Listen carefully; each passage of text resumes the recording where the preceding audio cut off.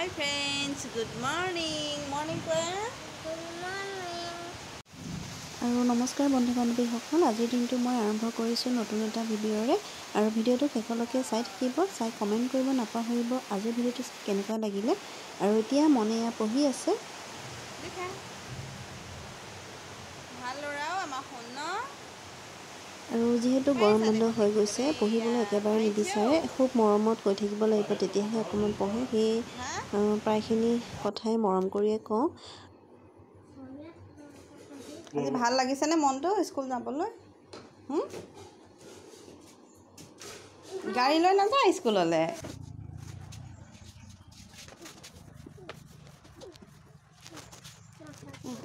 আৰু মনক স্কুল থ'বলৈ গৈ এয়া মাছ পালে, নদীৰ মাছ হয়, বালি শিঙৰা মাছ।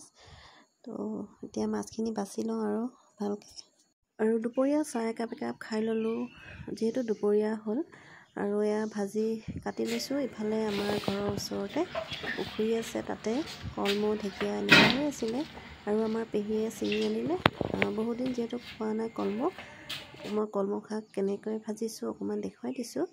আৰু মই নহৰু কেইফোটামান লৈ লৈছোঁ। ঢেকীয়া আৰু কলমৌ মই একেলগে ভাজিম, খুব বেছি টেষ্টি হয়। আৰু এইফালে তিতাকেৰেলাও ভাজিছোঁ অকণমান, মই যিহেতু ভাল পাওঁ।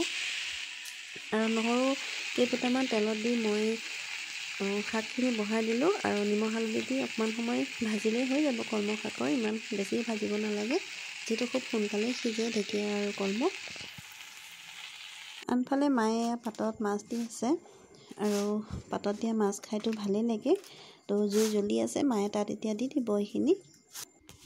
এয়া মই মেখেলা এখন চিলাবলৈ লৈছিলোঁ আৰু এফালে চিলোৱা হ'ল।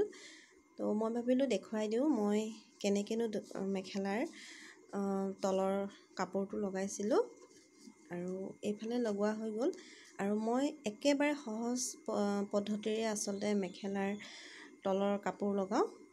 তো আপোনালোকেও চাই লওক। আৰু এইফালে লগোৱা হৈ গৈছে এয়া। আৰু আনফালে মই এতিয়া আপোনালোকক দেখুৱাম।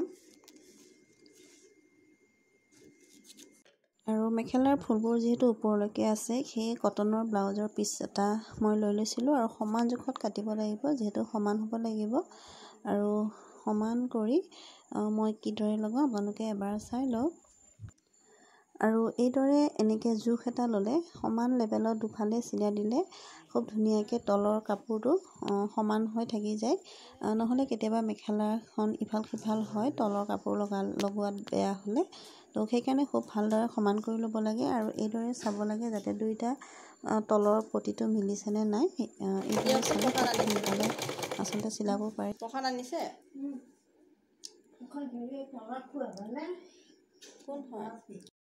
প্ৰথমতে মই প্ৰথমতে আগতে চিলাই লৈছোঁ এতিয়া। আৰু আগতে চিলাই ল'লে বহুত সুবিধা হয়। আগতে মই এইফালে চিলাই লওঁ, এইফালে চিলোৱাৰ পিছত এইফালে চিলালে কেতিয়াবা মেখেলাখন সমান হৈ নাযায়, অকণমান এনেকুৱা কোচ খাই গৈছিলে। তো এনেকৈ চিলালে বহুত বেছি সুবিধা হয়, সেইকাৰণেহে মই দেখুৱালোঁ আচলতে। আৰু প্ৰথমতে মই এনেকৈ ওপৰৰ ফালে চিলাই লৈছোঁ, তাৰপিছতহে তলৰখিনি চিলাই দিম, তেতিয়া খুব ধুনীয়া হয় চিলনিটো। আৰু কি শিকিলে নাজানো, আৰু মই যিখিনি জানো সেইখিনিকে দেখুৱাইছোঁ।